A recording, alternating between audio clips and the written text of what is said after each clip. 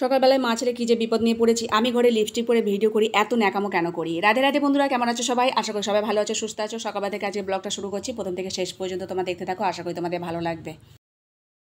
এই যে সকালবেলা নিজে চলে এসেছি মা ছেলে, আর ঘরের পেছন দিকে যাচ্ছি, যেহেতু পেঁপে গাছটা পড়ে গেছে তো সেটাকে ঠিক করবো। আর ওদেরও কলা গাছ আমাদের রাস্তাটা পুরো ব্লক করেছে, কলা গাছটাকে সরিয়ে দিলাম এবং পেঁপে গাছটা পুরো মানে উবড়ে যাওয়ার মতো হয়েছে।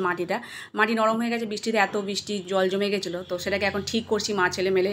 কী করব, কেউ আর করবে না, তো ছেলেকে বললাম যে আগে গাছটাকে সোজা করি, তো ঠেলে ধরতে সোজা করলাম, তারপর ওটাকে গ্রিলে বেঁধেছি। আর একটা বাঁধতে হবে, যেহেতু গাছটা পুরো এখন হেলে গেছে আর এত ভারী হয়ে গেছে মাথাটা, পেঁপে আর পাতাতে ভরে গেছে। যেহেতু আমি ছিলাম না, থাকলে অনেক পেঁপে খাওয়া হয়ে যেত, তাহলে এতটা ভারী হতো না। বোঝাই হয়ে গেছে পেঁপেতে, বড় বড় পেঁপে হয়েছে বেশ ভালো, কিন্তু এখন যে ক্ষতিটা হয়েছে সেটা ঠিক করতে হবে। প্রভুজি বলছে গাছটাকে কেটে দিলে এত ফলন্ত গাছকে কাটতে ইচ্ছা করে না, মায়া লাগে। আর গাছ ভর্তি পেঁপে, আর এগুলো কী করবো? তো ভারী যে বড় বড় পেঁপেগুলো হয়েছে সেগুলো পেরে নেবো আর পাতা ঝাড়িয়ে নেবো, তাহলে হালকা হয়ে যাবে। দেখো কত পেঁপে পেরে নিয়ে এসেছি, এখনও গাছে অনেক পেঁপে হয়ে আছে এবং ধরেওছে, তো সেগুলো তো আর গাছটাকে কাটা যায় না, তো এইগুলো এখন পেরে নিয়ে এসেছি। তা প্রভুজি তাও বলছে যে কেটে দিলেই ভালো হয়, ওর দিকে চলে গেছে। এমনকি লেবু গাছটাও চলে গেছে, সে লেবু গাছগুলোকে কাটাতো, তো ডাল সমেত কেটেছে, লেবুগুলো সব নিয়ে নিয়েছে। কী আর বলা যাবে, কিছু বলার নেই, মানে পাশের পাঁচিলের ওপারে চলে গেছে বলে। আমি এসে আবার রান্নাবান্না বসিয়ে দিয়েছি, উচ্ছে ভাজি, ডাল করে নিয়েছি, মটর ডাল টমেটো দিয়ে সাঁতলানো, আর এদিকে আলু কচুর রসা করছি একটু হালকা করে। ডাল করেছি যেহেতু মাখা মাখা মতো করবো, ডাল দিয়ে করেছি, বিউলি মুগের ডাল ওর মধ্যে ফোড়ন দিয়ে যেটা করি। আর এদিকে কুমড়ো আর বেগুনি করব, কুমড়োর বড়া করব বেসন আর চালের গুঁড়ো দিয়ে, একটু কালো জিরে মিশিয়ে দিয়ে। এদিকে সবজিটা হয়ে গেছে, এখন নামিয়ে নিয়েছি, শুধু বড়াটা করব। অনেকগুলোই বড়া করতে সময় লাগবে, তো এক করে পরপর করে ভেজে নেবো, মচমচে হয় যেহেতু চালের গুঁড়ো দেওয়া থাকে। আমি ঘরে লিপস্টিক পরে কেন এত ন্যাকামো করি, ভিডিও করি, তো চলো আজকে সেই কারণটা তোমাদের বলে দিচ্ছি কেন ঘরে লিপস্টিক পরে থাকি। আমরা যার ভক্ত, তিনি নিজেও সাজতে ভালোবাসেন এবং ভক্তরা তাকে সাজাতেও ভালোবাসেন। স্বয়ং রাধারানীও 16 কলায় সাজেন, কারণ ভগবানকে খুশি করার জন্য। রাধারানীর সুন্দর রূপ দেখে ভগবান খুশি হবেন। শুধু রাধারানী কেন, গোপীরাও ভগবানের জন্য সাজত। তাদের সেবিকা হয়ে আমরা কেন সাজবো না, সে ঘরে হোক আর বাইরে হোক। আমাদের কর্মটা হচ্ছেই ভগবানের সন্তুষ্ট বিধান করার জন্য, তাহলে কৃষ্ণ ভক্তরা সবসময় পরিষ্কার টিপটপ পরিপাটি হয়েই থাকবে, আর সেটা ঘরে হোক বা বাইরে হোক। তাদেরকে দেখে অন্যরা যেন অন্যদের মনে পড়ে যেন এরা এরা কৃষ্ণ ভক্ত, তা ভগবানের নাম তাদের মনে পড়বে আমাদের দেখে, তো এটা বড় পাওনা না? যাকে এ একটা কথা হলো আধ্যাত্মিক দিক দিয়ে। আর একটা কারণ হচ্ছে আমরা ঘরে কেন সেজেগুজে থাকি, লিপস্টিক কেন পরে থাকি? নিজের স্বামীর জন্য। স্ত্রীর সুন্দর হাসি মুখখানা দেখে যখন স্বামী ঘর থেকে বেরোয়, সারাদিনের পরিশ্রমের পর যখন ঘরে আসে, সুন্দর হাসি মুখখানা দেখে তার সব ক্লান্তি দূর হয়ে যায়। এটাই হচ্ছে সংসারের উন্নতি হয় এই থেকেই, যখন স্বামী স্ত্রী দুজনে সুখী থাকে। আমি অনেক ফ্যামিলিতে দেখেছি স্বামী ঘরে আসতেই ইচ্ছা করে না, বউয়ের গোমরা মুখ দেখার ইচ্ছা হয় না, অশান্তির জন্য। আর আমি আরেকটা কথা বলবো, ঘরে যারা সেজে থাকে না তারা বাইরেই বা কেন সাজবে? কার জন্য সাজবে? কে দেখবে? যখন ঘরে স্বামীর জন্য সাজতে পারছে না, বাইরে কার জন্য সেজে গুজে সে বেরোবে? এত সাজ কিসের?